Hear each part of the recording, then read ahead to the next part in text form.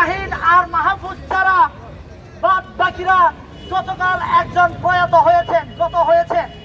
আরে ভাই, আমরা তো 35-এর আন্দোলন করছি, আমাদের লিমিটেশন আরো আছে। 35-এর ভাইয়েরা আন্দোলন করছে, বিএনপির আমলে আন্দোলন করেছে, শেখ হাসিনার আমলে আন্দোলন করেছে, এখনো আন্দোলন করছে 2024-এর বিপ্লবী সরকারের আমলেও।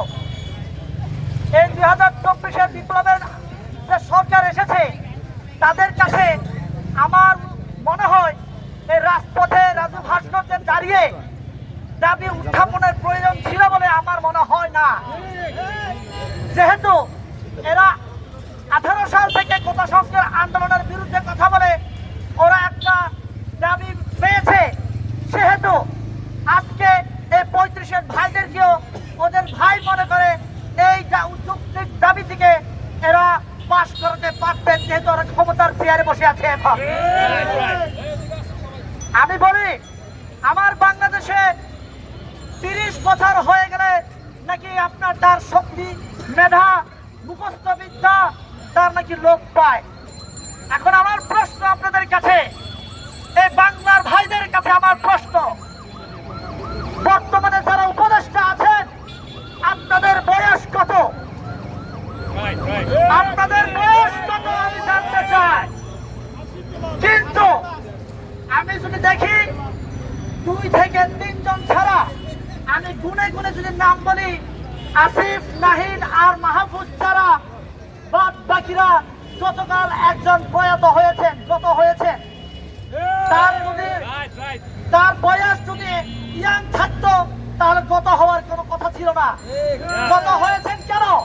তার বয়স শেষ, লিমিট ক্রস করেছে তাই। আরে ভাই, আমরা তো 35-এর আন্দোলন করছি, আমাদের লিমিটেশন আরো আছে। বাংলাদেশের আয়ু কত? বাংলাদেশের গড় আয়ু আপনার 70। তাহলে আমাদের বয়স তো অর্ধেক হয়েছে মাত্র, আমাদের কি যোগ্যতা নেই? আমি বলতে চাই, আপনাদের কাছে প্রশ্ন রাখতে যাচ্ছি, আমাদের যোগ্যতা আছে, আমাদের মেধা আছে, কিন্তু আমাদেরকে সুযোগ দেওয়া হচ্ছে না। একমাত্র কারণ এই 35-এর ভাইদেরকে সুযোগ দিলে এরা ইয়াং, এনার্জেটিক, এরা বাংলাদেশকে আপনার এগিয়ে নিয়ে যাওয়ার জন্য অনেক সহায়ক ভূমিকা রাখবে। এদের না থাকে বাংলাদেশের জন্য যদি প্রয়োগ করে, তাহলে বাংলাদেশ আজকে সিঙ্গাপুর, সুইজারল্যান্ডের মতো দেশ হবে। এই জন্য এই সিঙ্গাপুর, সুইজারল্যান্ড যাতে হতে না পারে, এই জন্য আমাদেরকে খুব সুকৌশলে 35-এ উন্নত করা হচ্ছে না। আমি তীব্র নিন্দা জানাই, আমি সংহতি জানাই। আমি 35-এর আন্দোলনে কখনো ছিলাম না, আজকে সর্বপ্রথম এসেছি। আমি মনে করি আমাদের বাংলাদেশে যে সমস্ত ভাইরা আপনারা লেখাপড়া করছেন, আপনাদেরও এই দাবি হওয়া উচিত। কারণ আপনারা লেখাপড়া করছেন, বাংলাদেশের শিক্ষা ব্যবস্থা আপনারা সকলে জানেন। বাংলাদেশে 30 বছরের আগে কেউ গ্রাজুয়েশন কমপ্লিট করতে পারে না। তাহলে 30 বছর যদি আপনার গ্রাজুয়েশন করতে লাগে, তাহলে আপনি প্রস্তুতি নেবেন কবে? পরীক্ষার প্রস্তুতি নেবেন কবে? আপনি এই নেওয়ার সুযোগ তো আমাদের দিতে হবে, তাই না? তাই আমরা চেয়েছি 35। আপনারা ভাই আর আমরা রাস্তায় থাকতে চাই না, আমার ভাইয়েরাও রাস্তায় আর থাকতে চায় না।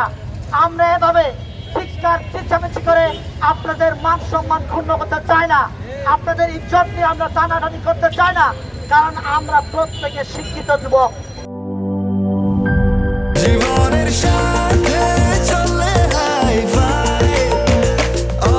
স্বাস্থ্যকর অল টাইম, সব সময় অল টাইম হেলদি লাইফ।